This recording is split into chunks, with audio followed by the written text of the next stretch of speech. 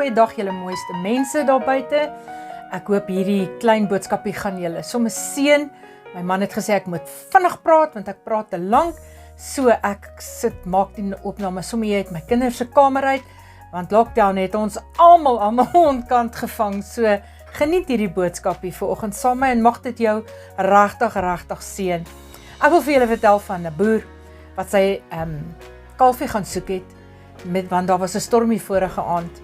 En hy kom toe op hierdie baba arend af. Ek noem dit 'n ou baba arend. Julle weet mos soos die kinders wat sê dis 'n babietjie. So dit was 'n baba arend en hy het besluit hy gaan hom tussen die hoenders sit om tussen die hoenders groot te word.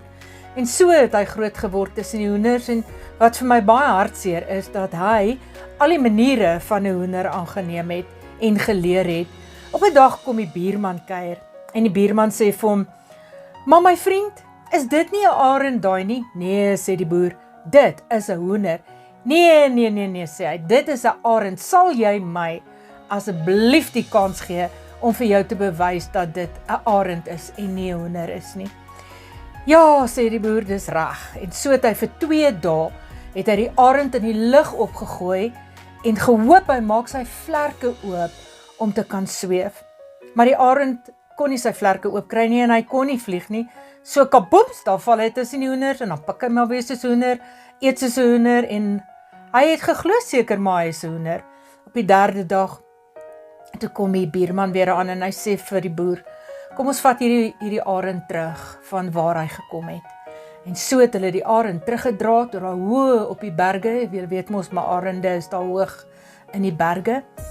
En hy het hierdie buurman het vir die arend gesê: "Arend, jy moet vlieg, jy moet jou vlerke oopmaak en jy moet sweef. Jy is nie 'n hoender nie."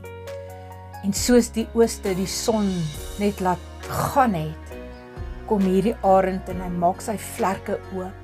Weet julle wat is vir my mooi? Die oomblik toe hy die son voel en die hitte voel onder sy vlerke, toe moet daar iets in daai arend laat besef dat man, ek is nie 'n hoender nie. Ek moet 'n arend wees. Want toe hy 'n hoender was hy heeltyd op die grond. Hy was nooit in die lug nie.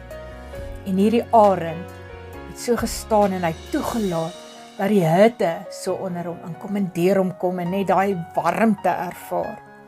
In die volgende oomblik lig daai arend hom van daai rots af. En ek weet julle, dit moes guts gevat het om homself van daai rots af te lig aan wat hy vasgeklou het en gedink het, maar hy het nie die vertroue en hy het nie die geloof om te kan los nie.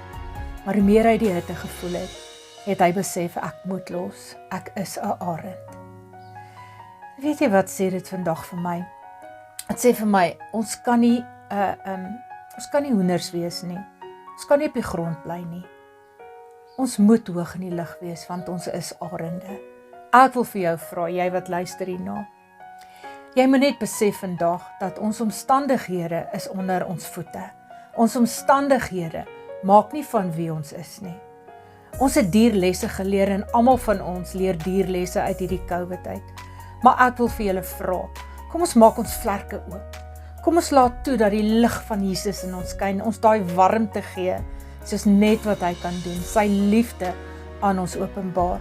En kom ons vra die Heilige Gees om hy sterkte onder ons vlerke in te druk, sodat ons kan sweef soos 'n arend. En ek glo dat jy vandag met 'n nuutheid in jou hart en 'n varsheid in jou lewe loop en kan sê, ek is 'n arend. Kom ons maak ons oop. Vader, dankie dat U liefde is. Ons dien 'n God van liefde. Ons dien 'n God wat vir ons net goed is. En vandag vra ek dat U liefde deur ons gaan. Genade is vir ons so genoeg. En dankie dat U ons weer net laat besef vandag dat U ons gemaak het om uit te styg bokant ons omstandighede. Here, leer van ons om ons vlerke oop te maak, die geloof te hê om daai rots te los en vertroue te hê dat U ons nooit sal los nie. Ons loof en ons prys U omdat U vir ons net goed is in Jesus naam. Amen. Mag jy 'n fantastiese dag wees. Ek hoop my man dink dit was kort genoeg. So Henno, hierdie een is vir jou. Baie dankie. Tot volgende keer. Tata.